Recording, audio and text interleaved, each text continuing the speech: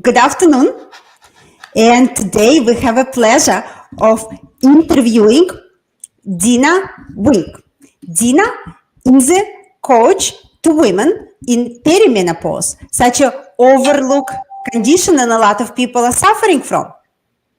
So good morning or good afternoon, Dyna. Hello, Maria. It's great to be here. Thanks for inviting me. Absolutely. Just like on our channel, we're trying to fill the gap between medicine and dentistry in the questions related to sleep and sleep apnea. Dyna is doing similar things for women who are suffering from perimenopause symptoms. And we're gonna uncover the roots of that problem and find out how Dyna come into that field and what practical advice she can offer to our audience. So if you have people who suffer from sleep issue or sleep next to the snoring partner, please click the like and share buttons. This way you can help them to sleep better, especially in this very exciting holiday season. And you can also promote our mission of making this world a better place, because well-rested person is definitely a happy person. And we, of course, appreciate our audience. You can put your questions in the chat box. And if you want to get in touch with Dyna afterwards, it's going to be some information about her group on the Facebook, as well as information to get a consultation with her in the link after the interview in the comments. So, Dyna, I would like to know how you come to this world. First of all, I want to mention a little story what I have for our audience about you. So you've been in totally different field. You was in the technology sector, and you worked there over 20 years. And something what change when you reach certain age, what make you to go through the total change of your career. And now you are certified health and nutrition coach, and you kind of find a lot of answers to your own problems, and that's very valuable, and we would like to know those answers. And you got through a lot of research, and you figure out things how to help women to get through their symptoms by changing the lifestyle and what they wake up energized each morning. Symptoms like fatigue, brain fog, hot flashes, joint pain, headache, and anxiety, sleep issues, they all can be managed with changing of the lifestyle.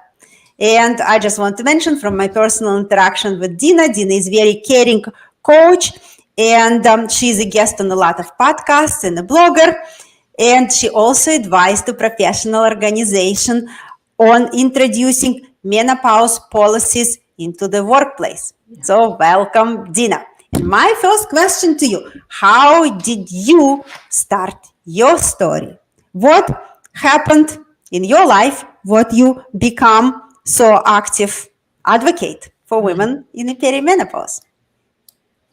Yeah, I was working as a director of marketing at the headquarters of a technology company, and I started noticing things happen to me. I used to be a fantastic sleeper, and suddenly I was having problems sleeping, and I was really tired.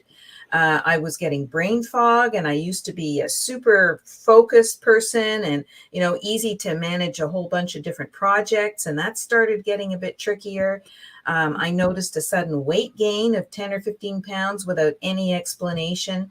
And I was getting really irritated with my team and with my colleagues. And that wasn't like me at all. I was a pretty even keel kind of person. So I thought, okay, there's, a lot of things going on here. My body is falling apart. I went to my doctor, and she had nothing to say, like she wanted to give me a sleep prescription. She wanted to give me this terrible diet, which was a very high carbohydrate, full of processed food kind of diet.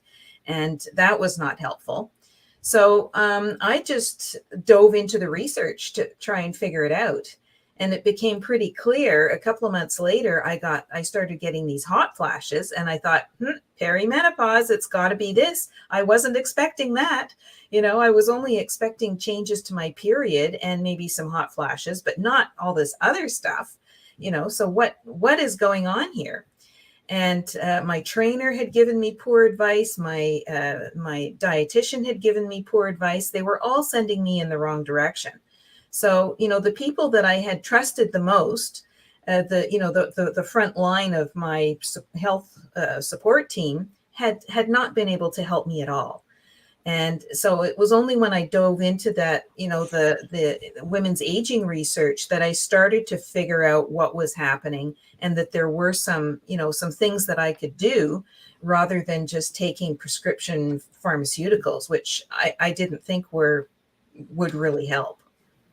Now, I like what I like about your story, just like us, trying to fill the gap between sleep medicine and sleep dentistry, the same thing you do with the perimenopause when you didn't find the help, among the people you ask for help, you try to find your own way. And we are very curious to find out your story. And I just want to mention my own, I would say a big discovery happened with the cliche of a general research offering me when I start studying sleep apnea or, dental sleep medicine, what that picture, that portrait of the overweight African-American man, totally, it's not how my practice look in the present time. We have a lot of very fit,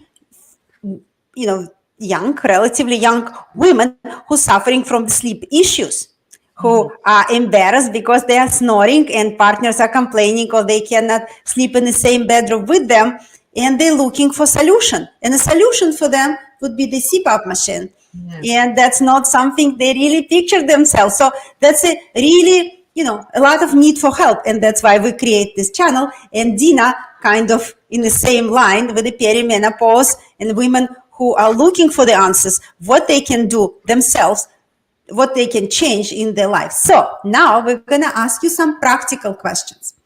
Tell me what you do. How do you address the gap for women, in the medicine who are suffering from those symptoms? Yeah. Well, so I, put all this research together, and I came up with 4 lifestyle approaches. And so these are things that we can all manage ourselves, but of course, having some guidance along the way is super helpful. So the 4 platforms are food as medicine. So looking at how food can influence our daily, how we feel and the energy. We have the sleep. So having restorative sleep and being able to sleep in a way that gives us rest, because not every kind of sleep does. And of course, if it's interrupted all the time, that's a real problem. Then we have hormone appropriate movement. So, not every kind of movement or activity that you do is good for women. So for instance, if you're doing high intensity, stress creating activity like a boot camp, that can be very harmful to women. And so it's best to combine things like resistance and strength training with aerobic activity, and to kind of spell things off that way. So those, you have to be careful about how you do this activity. And the 4th one is a positive mindset. So especially if you're having anxiety or if you're having stress, being able to calm yourself down, understand about gratitude, which is a fantastic way to make yourself feel better and to, lower those anxiety levels. So those are basically the 4 pillars, which are lifestyle approaches that we can all take charge of, and we can manage so many of these symptoms using those methods. I would like to ask you the question related to our channel. What's the connection between sleep and perimenopause? Why so many women complain? It's not only women, actually. Men also get, hormonal changes in their body. But, right now we're talking about women. So what's the connection between sleep and perimenopause?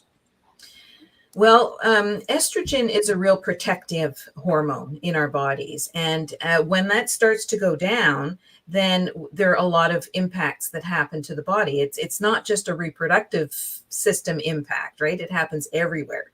So from a sleep perspective, there are changes to the brain, and that can cause stress or anxiety if it's not managed, right? So you want to be able to calm yourself before you go to sleep. And there are a number of different ways that we can work to do that.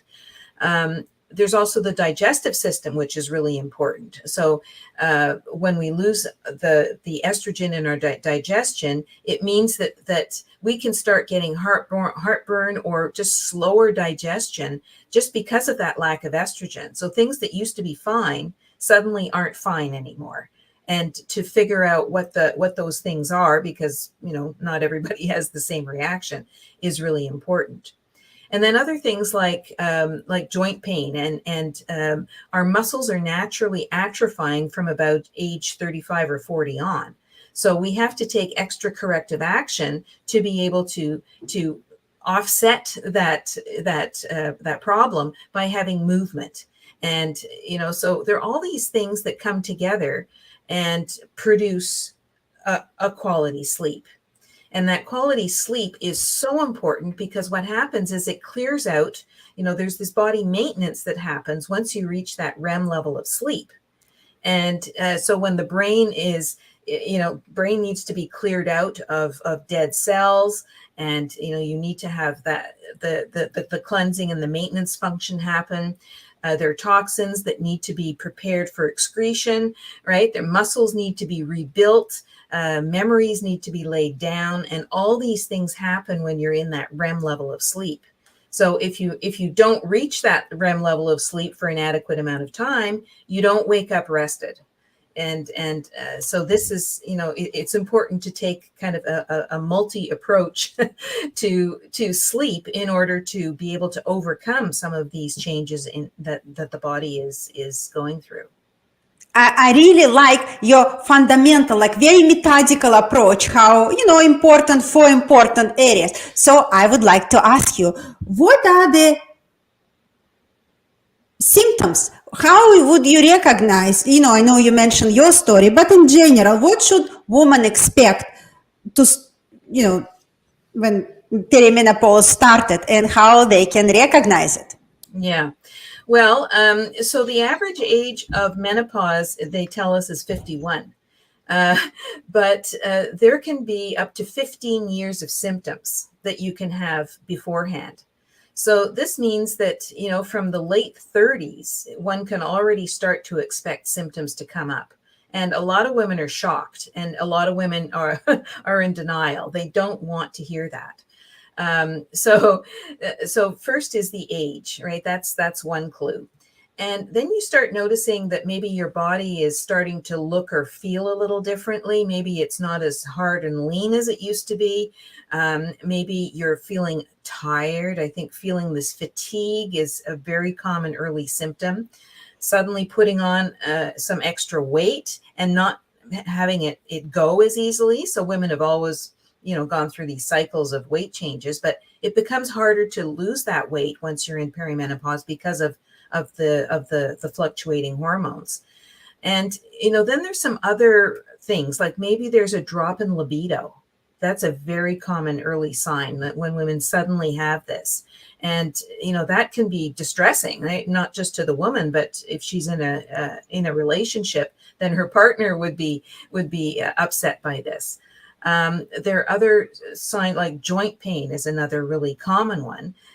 So sometimes anxiety and irritation, those are all early signs that you might, if you only see the one sign, it may not mean anything. But when you start to put them together, it starts to be more meaningful. And, since there is no test to say that you're in perimenopause, right? Like no blood test or anything that can tell you. There is a test to tell you that you are fully in menopause. But of course, in my case, it was a 13-year perimenopause. That's a long time, Of course. And so, without taking that symptoms approach and being able to line up your symptoms, you wouldn't actually know for sure. And doctors seem, well, generally poorly equipped to help. Again, I want to say thank you very much to our audience. We are so honored for your attention, and you can put your questions in the chat box, and we will find the answer. And now I'm going to start asking practical questions. So, Dina, please tell us, in the eating habits, how eating habits can change the long game with perimenopause and sleep. And I love your story, how you discover about eating habits. Well, the first time it became very evident to me was funny. I was holding a meeting for a number of product managers, and we were planning out the trade show's demo plan for the season. And so, you know, I hold these meetings fairly often. And one of the ways you get people to attend is you bring food, right? So I had brought this big box of muffins, big fat muffins. They looked so, you know, so good. And I started eating one of these muffins before the meeting. And it, you know, it didn't take me very long. It was maybe 3 or 4 minutes. And I could feel, okay, there's something happening here. I'm not sure what it is, but it was like this wave of heat that just went, you know, it started in my core and it just went up, up, up, up, up. And then all of a sudden, I was just drenched in sweat. And, you know, here I am trying to mop up all the sweat and hoping that people don't notice. Some of them were kind of looking at me a bit oddly. What's happening to you? You know, but this is where I suddenly put the connection together with the sugary processed food. All of a sudden, boom, this led to a hot flash. And it can also lead to digestive issues, and it can lead to joint pain, and it can lead to brain fog. Right. So this was part of my experience right then and there. I suddenly didn't know who I was talking to anymore. You know, I couldn't remember any of their names, and a very embarrassing situation. You know, I had things written down, luckily, so I could refer to my pages, but it really threw me off. And, you know, so then I started to figure out that this very strong connection between food and perimenopause, and how things that used to be fine may not be fine anymore. You know, dairy was another thing that suddenly didn't agree with me anymore, and I was getting all sorts of digestive issues. And particularly if you're thinking about the evening meal, this can be a real issue. So the idea is to eat well before sleep so that your digestive system has a chance to go through your food, because it will always be the priority. So if your digestion is a priority, then your sleep will not be a good sleep. You know, you've probably noticed if you've fallen asleep after a big meal that you will likely wake up in the middle of the night, and you know, and then have trouble getting back to sleep again. And this is, you know, this is a problem. So that sleep food connection is a lot tighter than people think. Oh, that's so interesting. And I would like to ask you about your gift of sleep for the holidays. I know you're offering to the people on your channel gift of sleep for the holidays. Tell me, what's inside that product? What's the gift of sleep you're offering to people? Yeah. So, you know, one of the things that happens to people during the holidays is they get all revved up with, you know, so many things to do and people to see and gifts to buy and, you know, and so much food that, you know, that they can't even enjoy the holidays anymore because they're just so tired and it's interfering with their sleep. So I have a set of 3 videos. The first one is about mindset. And we talk about some things that you can do to calm your mind, to, you know, to get yourself in the right space to sleep. Then we also talk about simplifying things, and, you know, is it necessary to have all the bells and whistles at the various events? Is it necessary that everybody gets Christmas cards? Is it necessary that all the decorations get put out. No, so you can, we talk about how to simplify your life and to do the things that, that bring joy. And then we wrap up with a discussion about sleep hygiene and some of the things that you can do within your bedroom, within your environment, to just make a calming place to be and to sleep. And then there's a sleep hygiene checklist that can be downloaded. So these videos are, sort of 5 to 7 minutes a piece. It's very easy to, to get into this. And I also offer a one-on-one consultation with this in order just to help with questions, in order to give you the benefit of my experience with how we can make use of this need to sleep that we have. Very common question I have in my practice about hormone replacement therapy. What's your opinion about hormone replacement therapy? I know you mentioned about hormones before, but I want to know how you look at that from nutrition point of view as well as from medicinal point of view. Yeah. Well, hormone replacement therapy or HRT has come a long way. And when they first started using it, it was offered only in a synthetic, in a pill form. And that's what I was given. And it didn't help me, but it was also a very scary thing because my doctor said, you can't stay on this for more than 2 or 3 years because it's very dangerous. You could get breast cancer, you could get heart disease, very bad. And so this was, wow. But the studies were not conclusive at the time. And while there's still danger, a much better approach from a delivery standpoint is having what they call body identical HRT. And this is all plant-based, and it involves patches and gels. So this means that the skin absorbs these hormones rather than having it be delivered through the digestive tract and go through, your stomach and your liver and your kidneys and whatnot. So a much better delivery mechanism. And this can be really good, especially for women who enter perimenopause at an early age, in order to protect them from things like osteoporosis, from high blood pressure, from heart disease, from, any number of things. There's a cosmetic feeling as well, but of course there's just the protective effect of feeling better as well.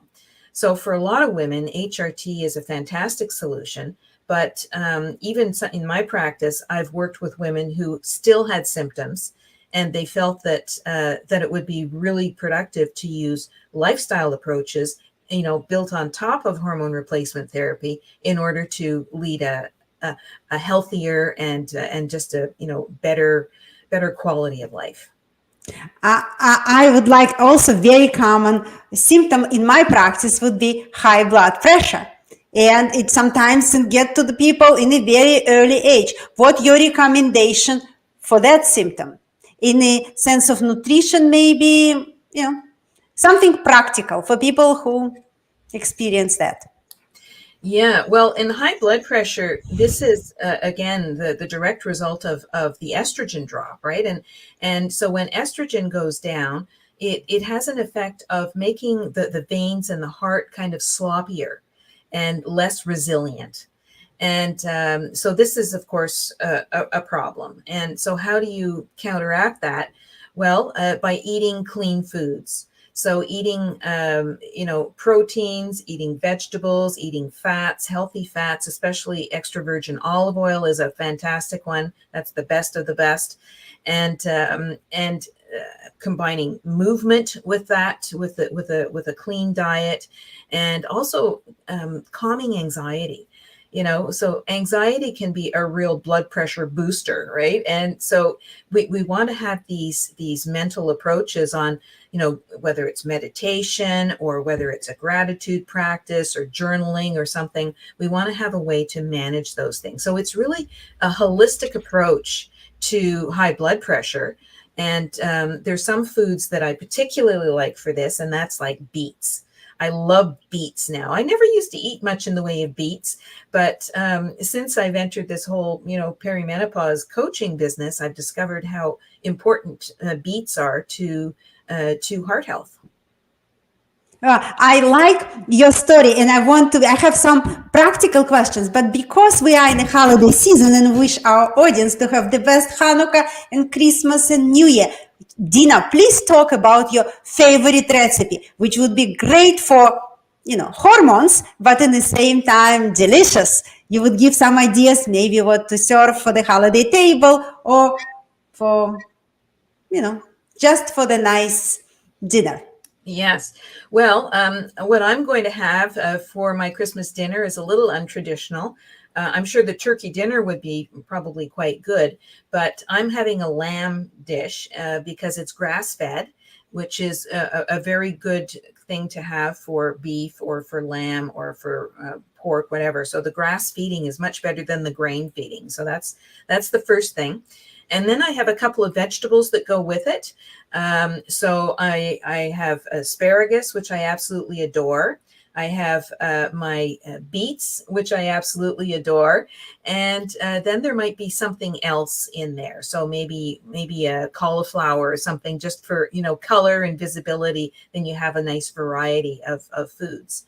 But there are also some desserts that can be very, very good. Because they're low in sugar and they're carefully prepared. So it might be a pudding of sorts.